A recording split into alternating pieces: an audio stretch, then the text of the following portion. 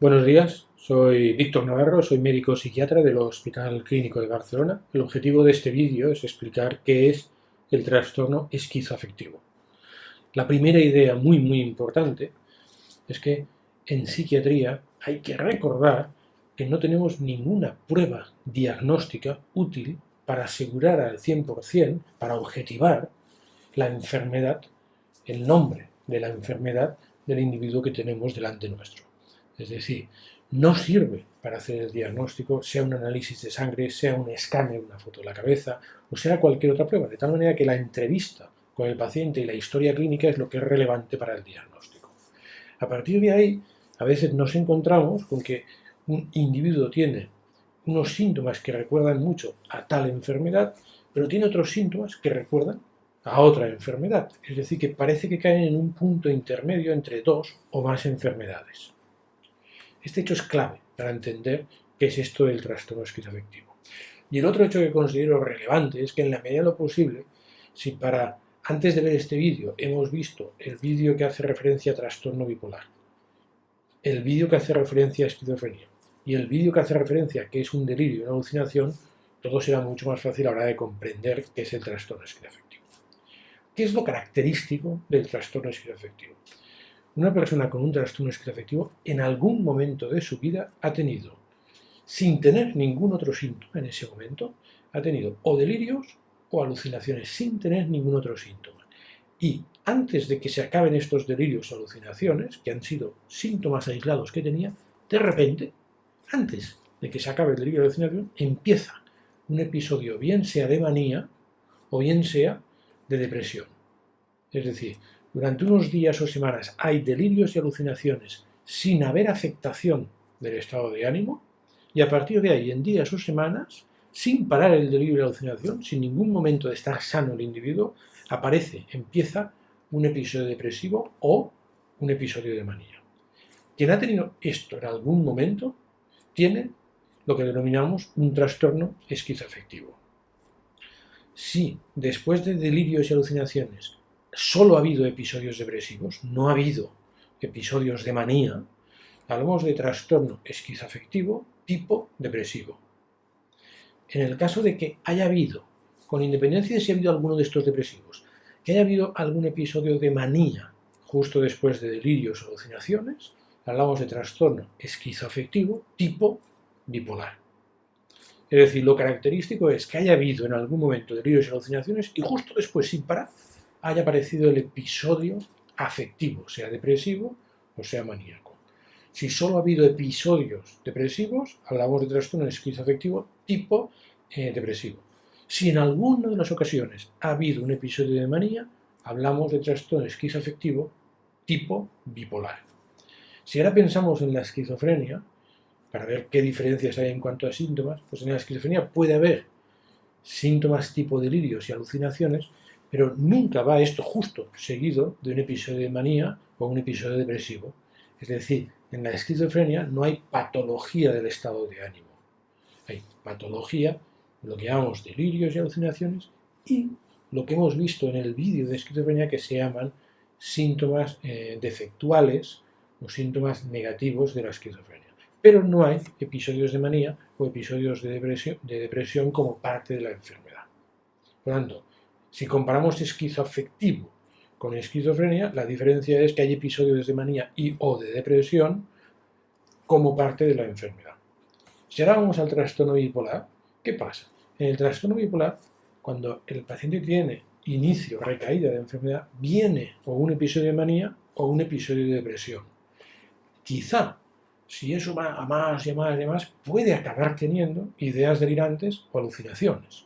Es decir, a diferencia en el esquizoafectivo, primero aparece el episodio, en el trastorno bipolar, primero aparece el episodio depresivo o el episodio de manía y al final puede haber síntomas psicóticos tipo delirio y alucinaciones. En el esquizoafectivo no es así. Es sin afectación del estado de ánimo, primero vienen delirios y alucinaciones y después puede venir el episodio depresivo o el episodio maníaco. Y uno podría decir, oye, ¿y para qué crear tantos diagnósticos diferentes simplemente por estos pequeños detalles de cuál es el primer síntoma? Bueno, Pues hay una razón, dos razones buenas para explicar por qué hemos querido crear este subtipo diagnóstico. Las dos razones son que el tratamiento es específico de esta enfermedad y la evolución también es diferente en esta enfermedad que en el trastorno bipolar o que en la esquizofrenia. ¿En qué sentido el tratamiento es específico de esta enfermedad? En la esquizofrenia, sobre todo, el tratamiento es lo que denominamos fármacos antipsicóticos o neurolépticos. En el trastorno bipolar, esencialmente el tratamiento es lo que denominamos fármacos eutimizantes o estabilizadores del estado de ánimo. Pues bien, en el trastorno esquizoafectivo hemos visto que lo ideal es hacer una combinación de ambos fármacos. Es decir, en el trastorno esquizoafectivo hay que prescribir un fármaco del grupo de los eutimizantes o estabilizadores del estado de ánimo, litio, ácido valproico, carbamazepina, esencialmente estos tres, y además una dosis pequeña, comparado con lo que damos en la esquizofrenia, de antipsicótico o neuroléptico. En la esquizofrenia, en principio, intentamos solo un antipsicótico. En el trastorno bipolar, en principio, que no siempre lo conseguimos, intentamos solo un estabilizador del estado de ánimo o eutimizante, y en cambio en el trastorno esquizoafectivo hace falta eutimizante más dosis baja de antipsicótico. Por tanto, una diferencia, además de la de los síntomas en sí, es que el tratamiento no es igual en el esquizoafectivo que en el trastorno bipolar y que en la esquizofrenia. Y el segundo aspecto muy importante es que la evolución también es algo diferente en el trastorno esquizoafectivo que en la esquizofrenia y que en el trastorno bipolar. En la esquizofrenia habíamos comentado que además de las ideas delirantes y alucinaciones, un síntoma o grupo de síntomas muy importante, porque con mucha frecuencia llegan a ser muy importantes, es lo que denominamos síntomas defectuales de la esquizofrenia. En el trastorno esquizoafectivo, habitualmente puede haber también, o frecuentemente también hay estos síntomas defectuales, pero casi siempre una intensidad muy inferior a lo que observamos en la esquizofrenia. Como estos síntomas son muy graves, el hecho de que en el trastorno esquizoafectivo los síntomas defectuales suelen ser mucho más leves que en la esquizofrenia, podríamos inferir de ahí que en principio la evolución del trastorno esquizoafectivo es más leve. El daño que hace la enfermedad en el día a día del individuo a nivel social, a nivel laboral, es más pequeño que lo que suele suceder en la esquizofrenia. Por el contrario, si esto lo comparamos con el trastorno bipolar, nos encontramos con que en el trastorno bipolar habitualmente, no digo que sea imposible, pero habitualmente no hay síntomas de estos que llamamos defectuales de la esquizofrenia. Y en cambio en el trastorno esquizoafectivo he dicho que un poquito sí que puede haber de estos síntomas. Por tanto, también podríamos decir que de ahí se deduce que el trastorno esquizoafectivo puede ser algo más grave evolutivamente que el trastorno bipolar.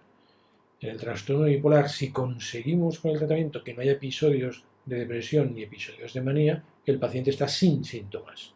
En cambio, en el trastorno esquizoafectivo nos podemos encontrar que estamos controlando los episodios de enfermedad, pero hay un poco leve, pero puede haber síntomas de esos que en el vídeo de esquizofrenia hemos denominado síntomas defectuales.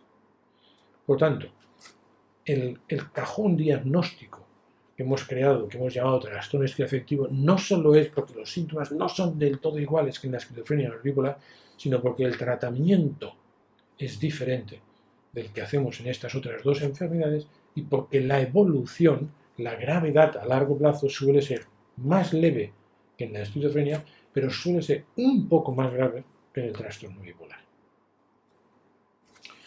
Para más información, sea sobre el trastorno esquizoafectivo o sea sobre otros temas relacionados con psiquiatría, podéis consultar la página web www.informacionpsiquiatria.com.